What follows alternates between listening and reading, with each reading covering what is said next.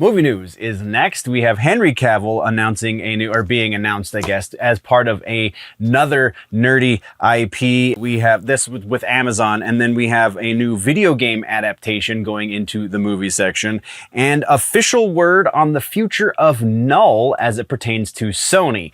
Kind of. We'll talk about that, and then we'll do all of the other things too. Hello nerds! You have found the place for all of the nerdy movie updates worth talking about. More than just comic book movies, though that is a good chunk of what we cover here in the news. We get nerdy about all kinds of movies, as well as the art of making movies in general. If you like this kind of news reporting, then go check out the full show over on the main channel called The Week in Nerddom, where we talk about TV and comic books and gaming and rumors and etc., everything in between. You can find the link to that down in the description or at the end of this video. Now, let's hear about all that movie goodness, shall we? Follow-ups and corrections for movies this week. We do have a couple of those, and the first one technically is to follow up, because I don't know that we've actually talked, well, maybe we did with the final trailer before the movie came out. But either way, Wild Robot has officially been greenlit for a sequel. It's killing it at the box office. It is just doing incredible things, and so they're like, yeah, of course, why would we not do a sequel? So we are getting a sequel to Wild Robot. Next is a new Karate Kid movie. Again, I think we may have talked about this one in passing as one of those also mentioned things. New Karate Kid movie, we now know it's going to be called Karate Kid Legends. It is going to be released May 30th of next year, and we also know that Ralph Macchio and Jackie Chan both are going to be returning for this one, presumably to reprise their roles from previous Karate Kid movies. No word on Jaden Smith if he's going to be coming back for this, because he was the lead for the last attempted reboot at the Karate Kid. This one's going to have a different quote-unquote Karate Kid as at the center of it. It's not going to be anyone from the TV show Cobra Kai, nor apparently is it going to be Jaden Smith. I did not write the kid's name down just because he hasn't really done anything yet, so we wouldn't know who he was. So that's where we're at with that. And then big follow-up for this last piece, and that is Dogma. So we have talked previously, albeit probably in passing, about the limbo status of the movie Dogma, one of Kevin Smith's probably the most expensive Kevin Smith movie that was ever made. Well, I don't know, Jersey Girl probably cost equal, if not a little bit more, but one of the more expensive Kevin Smith movies because of the incredible cast that he was able to string together for this movie, has been in limbo for some time because the Weinstein Company, specifically the Weinstein brothers, were in possession of the rights for this movie. Kevin tried, and if you follow him at all, then you've probably heard the story in great detail about how he tried to purchase the rights for his movie from the devil, he likes to call him, from a jail cell. This man is incarcerated still, or at least was at the time. I can't remember if he's currently behind bars or whatnot. I know there was some weird legal stuff going on a couple months ago. But when he initially was trying to purchase the rights to his own movie, Weinstein was still behind bars. So the man couldn't do anything, couldn't really capitalize on the money he was not making off of Dogma. He was just being a dick. Like, there's no two ways about that. So Kevin Smith got together a whole bunch of money, tried to purchase the rights. It didn't go over very well. He was unable to purchase the rights. Well, apparently he has gotten lucky because another company, and he has not disclosed who this other company is, but another company was able to pry the movie from Weinstein's ridiculously sausage fingers. And now they have been in contact with Kevin and said, we want you to take your movie on tour like you do with your new movies. We want you to take Dogma on tour, and he jumped at the chance. So not only are we getting a tour, will you be able to see Dogma in theaters again, which is freaking fantastic in and of itself, but there is also going to be a Blu-ray release. They're going to master it for Blu-ray, whether that means a direct transfer or if they're going to upscale it to 4K proper. I do not know. I don't get into that kind of granular nerddom necessarily. It would be interesting to know, but just wasn't a part of any of the announcements that I could find. So if you know better, please, by all means, down in the comments.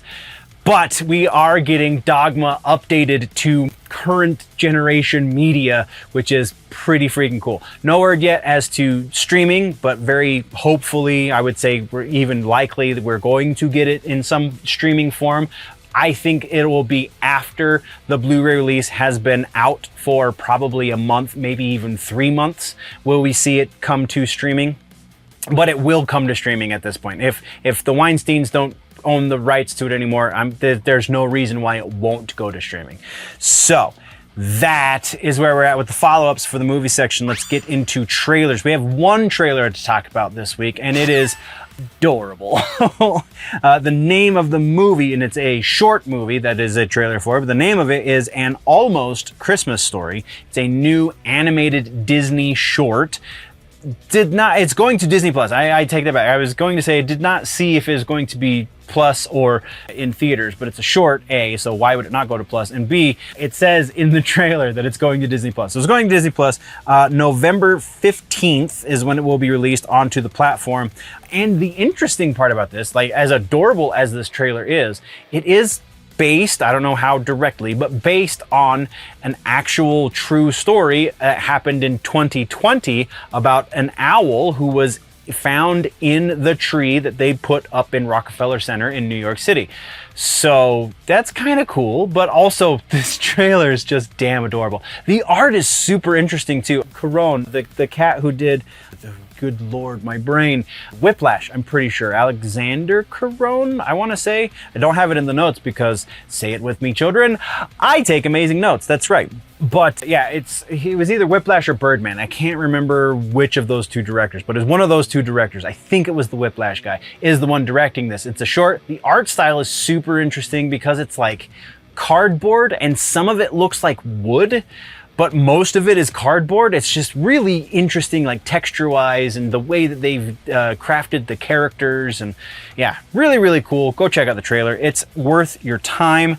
Let's get into regular-ass news for the movie section, though. Kicking things off, we have a new Henry Cavill nerdy intellectual property. That's right, he's doing something else. He's not just going to be doing Warhammer. He's not just going to be doing a Superman and all of the other nerdy things that he's a part of. Warcraft, I think, is in there somewhere. I think I actually put that in the notes, right?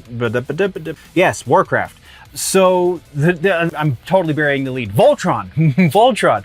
Henry Cavill is going to be one of the stars of the live action Voltron movie that is being made by Amazon and GM. There's not really much nerdier than that, right? Like Voltron's kind of OG nerdy from the 80s.